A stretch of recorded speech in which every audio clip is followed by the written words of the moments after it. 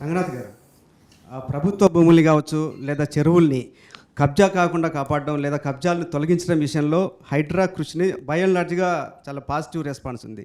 కాకపోతే ప్రొసీజర్స్ విషయంలో ఒక కక్ష కట్టినట్టుగా వ్యవహరిస్తుంది హైడ్రా. అంటే సరైన నోటీసులు ఇవ్వకపోవడం లేదా ఒక్కరోజు ముందు మాత్రమే నోటీసులు ఇవ్వటం, వీకెండ్స్లో వెళ్ళి అంటే వాళ్ళు కనీసం కోర్టుకు వెళ్ళటానికి వీలు లేకుండా వెళ్ళి కూల్చివేతలు అనేది చాలా తీవ్రమైన విమర్శలు ఎదుర్కొన్నారు. దీని మీద ఎందుకు అలా చేయాల్సి వచ్చింది? దాని మీద మీ వివరణ ఏంటి? దీని మీద ఆల్రెడీ చాలాసార్లు కూడా మేము క్లారిటీ ఇవ్వటానికి ప్రయత్నం కూడా చేశాము.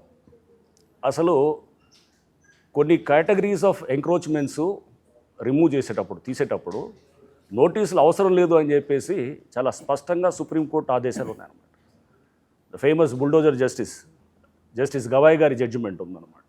2024 నవంబర్లో ఇచ్చినటువంటి దాంట్లో పారా 91 చాలా స్పష్టంగా చెప్తుంటుంది అనమాట. ఏమని చెప్తుందంటే, మేము చెప్పిన ప్రొసీజర్ అంతా కూడా that doesn't apply to certain categories of encouragements అని చెప్పి ఇట్లా ఏది వాటర్ బాడీసు లేకపోతే ఇట్లా మనకేది నాలాసు ఇట్లా రోడ్స్ వాట్ ఎవర్ అది మెన్షన్ చేస్తూ చేశారు. దీని మీద కూడా హైకోర్టులో చాలా సందర్భాల్లో కూడా డిస్కషన్ అయింది. సో అంటే నోటీస్ అవసరం లేదు అనేది స్పష్టంగా సుప్రీంకోర్టే చెప్తున్నప్పుడు అదే చట్టం. నోటీసు సుప్రీంకోర్టు ఇస్ ద అత్యున్నత న్యాయస్థానం. అండ్ చట్టాలలో కూడా ఇదే ఉన్నది. జిహెచ్ఎంసీ యాక్ట్ 405 జిహెచ్ఎంసీ యాక్ట్ చాలా స్పష్టంగా చెప్తుంటుంది అన్నమాట.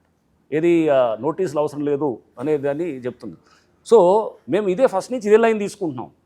హైడ్రా చేసేటటువంటి కూల్చివేతలకి ఏదైతే మేము చెప్తున్నటువంటి ఇదేది water bodies or streams or parks or whatever ఇది చేసినప్పుడు నోటీసులు అనేది అవసరం లేదు అనేది చాలా స్పష్టంగా చెప్తున్నాం అనమాట. కానీ కొన్ని కేసుల్లో హైకోర్టు నుంచి కూడా మీకు విమర్శలు వచ్చినాయి, మీరు ప్రాపర్గా నోటీసులు ఇవ్వలేదని చెప్పి కోర్టు ఆపిన సందర్భాలు కూడా చాలా ఉన్నాయి. ఉన్నాయి. కొన్ని చోట్ల ఎలా ఉంటుందంటే మాకు దాని మీద ఆల్రెడీ కేసెస్ ఏమైనా ఉండొచ్చు, మాకు వచ్చినప్పుడు తెలియపరచకపోవచ్చు, వాళ్ళు వచ్చిన పిటిషనర్ కానీ లేకపోతే అధికారులు కానీ తెలియపరచకపోవచ్చు. అక్కడ అవతల వాళ్ళు దీని మీద ఆల్రెడీ స్టేటస్కో ఉందని చెప్పడం ఎక్కడో సమ్ ఇంటర్మ్ ఇంజెక్షన్ ఏదో ఉన్నదనో ఇట్లా చెప్పడం అనేది ఉన్నాయి. ఇట్లాంటి సందర్భాలు ఉన్నాయి, నేను కాదను. సో ఇప్పుడు ఎగ్జాంపుల్ మీకు బతుకమ్మ కుంట ఇస్ ద బెస్ట్ ఎగ్జాంపుల్. దాంట్లో కూడా ఏమున్నది, కోర్టు పర్మిటెడ్ అస్ ఫ్లడ్ రిజిస్ట్రేషన్ దానికోసం చేయమని చెప్పి బతుకమ్మ కుంట దాన్ని చేయమని చెప్పి హైకోర్టు డివిజన్ బెంచ్ మాకు డైరెక్షన్ ఇచ్చింది. మేము ఫ్లడ్ రిజిస్ట్రేషన్లో భాగంగానే బండ్ క్రియేట్ చేసి మేము తర్వాత దాని మీద గ్రిల్లు ఇదంతా వేసి ఒక ఆర్చ్ పెట్టి దాని తర్వాత ఒక బతుకమ్మ కుంట అనే బతుకమ్మ సెలబ్రేషన్స్ కూడా అక్కడ చేయడం. సో దాన్ని అవతల ఉన్నటువంటి ఎవరైతే పిటిషనర్ ఉన్నాడో అతను ఛాలెంజ్ చేశాడు, మీరు చెప్పింది ఓన్లీ ఫ్లడ్ రిజిస్ట్రేషను, బట్ వాళ్ళు ఇంకొక 2 స్టెప్పులు ముందుకెళ్ళి వాళ్ళు మొత్తం చెరువునే తయారు చేశారని చెప్పి వెళ్ళారన్నమాట. సో అంటే ఎక్కడ అంటే వాళ్ళు ఇక్కడ ఆగమని చెప్పేసి అతని ఇంటర్ప్రిటేషను, మా ఇంటర్ప్రిటేషన్ మేము చేసింది ఫెన్సింగ్ అనేది, చెరువు చేసినప్పుడు ఫెన్సింగ్ అనేది part of the protection of children కానీ పిల్లలు అంత దాంట్లో వెళ్ళి పడవచ్చు అనమాట. సో చెరువు ఒక ఫ్లడ్ మిటిగేషన్ కోసం చేస్తున్నటువంటి చెరువులో మీరు ఏదైతే చెరువును డెవలప్ చేస్తున్నప్పుడు ఆ చుట్టూ ఫెన్సింగ్ వేయటం అనేది అది తప్పదనమాట. ఎందుకంటే లేకపోతే కనుక చుట్టుపక్కల కాలనీలు బస్తీల నుంచి పిల్లలు వచ్చి పడతారని. సో అది వాళ్ళు అపోజ్ చేశారనుకోండి, సో అప్పుడు న్యాచురల్గా కంటెంప్ట్ వస్తుంది. సో కంటెంప్ట్ వచ్చినప్పుడు ఇట్లా కోర్టు దగ్గర ఇష్యూస్ అట్లా టెక్నికాలిటీస్ మీద కూడా చాలా అవుతుంటాయి అన్నమాట. ఒకటి మటుకు వాస్తవం, ప్రొసీజరల్గా కొన్ని మా హైడ్రా మీద కొంత తప్పు పట్టడం అనేది జరగవచ్చు. కానీ ఎక్కడైనా కానీ కూడా గ్రౌండ్కి వెళ్ళి ఒక మీడియా లెవెల్ కానీ లేకపోతే ఒక సీనియర్ జర్నలిస్టులు కానీ ఒక సీనియర్ సొసైటీలో ఉన్నటువంటి పెద్ద మనుషులు కానీ వెళ్ళి మేము చేసిన యాక్షన్ రైట్ ఆర్ రాంగ్ అని లోతుగా వెళ్ళి చెక్ చేస్తే కనుక క్లియర్గా అర్థమైపోతుంది అనమాట. నోటీసులు ఇవ్వాల్సిన అవసరం లేదని ఎగ్జాక్ట్లీ అదే చెప్తున్నాను. అలా వెళ్ళి నోటీసులు ఇవ్వకుండానో ఒకరోజు ముందు ఇవ్వటం వల్ల పబ్లిక్ సఫర్ అయిన మాట నిజం కాదా? నిజానికి హైడ్రా అక్కడే చాలా తీవ్రమైన విమర్శలు ఎదుర్కొంది. చాలా మందికి పుస్తకాలు సర్దుకోవడానికి ఇల్లు సర్దుకోవడానికి టైం ఇవ్వకుండా మీరు లీగల్ ఇష్యూస్ చూపించి చేయటం వల్ల మీకు చెడ్డ పేరు వచ్చిందా రాలేదా?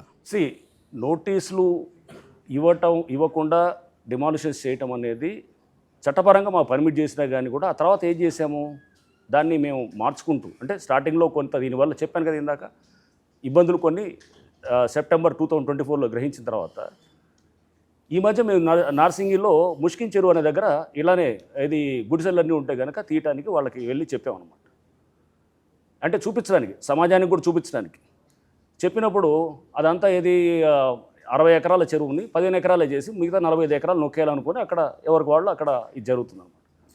సో అప్పుడు అక్కడ లోకల్ కూడా కమ్యూనిటీ అంతా, ఆ లోకల్ ఉండే 10,000 మంది దాకా ఉన్నటువంటి ఆ చుట్టుపక్కల ఉన్న కాలనీ వాసులందరూ కూడా వచ్చి ముష్కిన్ చెరువు పరిరక్షణ సమితి అని ఒకటి పెట్టి వాళ్ళందరూ కూడా వచ్చి హైడ్రాని మమ్మల్ని కోరటంతో మేము కూడా వెళ్ళాం. వెళ్ళినప్పుడు అక్కడ కొన్ని గుడిసెలు అవి ఉన్నాయి. అవి ఈ మధ్య వచ్చినాయి, అంటే ఒక 2-3 ఇయర్స్ నుంచి ఉన్నాయి. వాళ్ళకి చెప్పాం తీయండి అని చెప్పి వాళ్ళకి టైం ఇచ్చాం. ఒక 15 రోజులు అంటే వాళ్ళు అన్నారు 4 రోజులు అన్నారు. సరే 20 రోజులు 3 అని 4 రోజులు ఇచ్చాం. 4 రోజుల తర్వాత వెళ్ళాం. అక్కడ ఉన్నటువంటి అప్పటిదాకా ఉన్న 100 గుడిసెలు 200 గుడిసెలు అయినాయి అనమాట. 200 గుడిసెలు అయితే మళ్ళీ చెప్పాం, ఇదిగో మీకు ఇంతకుముందు చెప్పాం కదా ఇదంతా చెప్పి వీడియోలు ఇదంతా దీనికి సాక్ష్యం సోషల్ మీడియా వాళ్ళు కూడా, అంటే యూట్యూబ్ ఛానల్స్ తీసుకెళ్ళాం. ఓ 10-15 యూట్యూబ్ ఛానళ్ళు కూడా వచ్చాయి, మీడియా వాళ్ళందరూ కూడా వచ్చారు. అంటే ప్రజలకు చూపించడానికి, ఏం జరుగుతుందని చూపించడానికే తీసుకెళ్ళింది అనమాట. చూసిన తర్వాత మళ్ళీ ఒక 15 రోజుల తర్వాత వెళ్తే 200 గుడిసెలు 300 గుడిసెలు అయినాయి అనమాట. అంటే వెనకాల ఏంటి, గుడిసెలు అనేది వాళ్ళ లివింగ్ కోసం కాదు, వెనకాల ప్లే చేసేవాళ్ళు వేరే వాళ్ళు ఉన్నారు.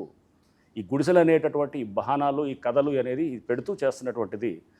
ఎప్పుడైతే కనుక వెళ్ళి మేము సరే ఇక 300-200 వచ్చిన తర్వాత మేము వెళ్ళి హైడ్రాతో యాక్షన్ చేద్దామని వెళ్ళగా అందరూ ఎవరికాలు తీసేసుకుని వెళ్ళిపోయారు. మాకు అక్కడ పెద్ద ఇంకా ఇదేని కూడా లేదు. అంటే మనం చూస్తున్నట్టు అదే ఇప్పుడు సపోజ్ రామాంతపూర్ చెరువు ఉన్నది, ఇప్పుడు హైడ్రా తయారు చేస్తున్నది. రామాంతపూర్ పెద్ద చెరువు మనకి ఇక్కడ ఇది మన అంబర్పేట దగ్గర ఉన్నది. ఆ చెరువును చేసినప్పుడు దాంట్లో గుడిసెలు వేసుకొని దాదాపు 15 ఏళ్ళ నుంచి కూడా మన నల్గొండ దేవరకొండ ప్రాంతం నుంచి వచ్చిన వాళ్ళు అక్కడ గుడిసెలు వేసుకుని ఉన్నారు. వాళ్ళంతా ఎస్టీలు చాలామంది ఎస్సీ కమ్యూనిటీ సంబంధించిన వాళ్ళు వచ్చి సార్ మేము ఎప్పటి నుంచో ఉన్నామని అంటే మేము వెంటనే ఏం చేసాం, ఇప్పుడు పాత మ్యాప్స్కి వెళ్ళాం. 10-15 ఏళ్ల క్రితం ఉన్నాయంటే వాళ్ళందరూ ఇల్లులు ఉన్నాయి, డిస్టర్బ్ చేయలే వాళ్ళు. 2 బెడ్రూమ్ హౌసెస్కి పంపించాం, ప్రపోజల్ పంపించి సంబంధిత అధికారులతోటి కలెక్టర్లతోటి మాట్లాడి అంతా అక్కడ ఎవరు ప్రజాప్రతినిధులతో మాట్లాడాం, గవర్నమెంట్ లెవెల్లో మాట్లాడాం. ఇప్పుడు అదంతా అవుతుంది, వాళ్ళు ఆటోమేటిక్గా తీసుకొని ఇప్పుడు 2 బెడ్రూమ్ హౌసెస్ వస్తాయి అన్నమాట. సో అంటే అప్రోచ్లో ఇప్పుడు చాలా మార్పు జరిగింది. ఫస్ట్లో పబ్లిక్ తీసుకున్నటువంటిది కానీ లేకపోతే హైడ్రా మీరు అన్నట్టు ఏది కొంత అగ్రెసివ్గా వెళ్ళినప్పుడు ఫస్ట్ 1 మంత్లో అనమాట. దాంట్లో కొంతమంది ఇబ్బంది పడ్డ మాట ఇందాక నేను అదే అన్నది. సో ఒక యుద్ధంలో చేసేటప్పుడు వెళ్ళే కొద్దీ మనకి దాని మీద ఏది స్పష్టత కానీ లేకపోతే ఇది అప్రోచ్లో వీళ్ళు కొంతమంది ఎఫెక్ట్ అవుతున్నారు, మన ఉద్దేశాలు వాళ్ళని ఎఫెక్ట్ చేయాలనేది, వాళ్ళకి డ్యామేజ్ చేయాలనేది ఉద్దేశం లేకపోయినా కానీ కొంతమంది దీంట్లో ఇబ్బంది పడుతున్నారు, వాళ్ళు బలిపశులు అవుతున్నారు, వాళ్ళని మనం దృష్టిలో పెట్టుకోవాలి. సో వీళ్ళకి డ్యామేజ్ కాకుండా ఎలా ముందుకు పోవాలి, ఎందుకంటే ఇది first time in the country ఈ మోడల్ ఉంది దేశవ్యాప్తంగా, ఎవరికి తెలియదు ఎలా పోవాలి. So literally we are groping in the dark, అంటే ముందుకు తీసుకెళ్లేటప్పుడు ఈ మోడల్లో. సో ఫస్ట్ 1-2 మంత్స్ ఈ 2 సంవత్సరాల మేము మంచి ఎక్స్పీరియన్స్లు, దీంట్లో నేర్చుకున్న అనుభవాలు ఫస్ట్ 1-2 మంత్స్లోనే అర్థమైంది అంతా. ఇక తర్వాత మాకు పెద్ద అవసరం లేకుండా పోయింది. ఫస్ట్ 1 మంత్లోనే ఎక్కడ తప్పు చేస్తున్నాం, ఎక్కడ సిస్టంలో తప్పులు ఉన్నాయి, మేము ఎక్కడ చేస్తున్న దాన్ని సిస్టమ్ ఏ విధంగా దాంట్లో డ్యామేజ్ అవుతున్నారు, అమాయకులు ఎలా డ్యామేజ్ అవుతున్నారు, ఇవన్నీ కూడా తీసుకొని 1-2 మంత్స్లో అర్థమైపోయింది.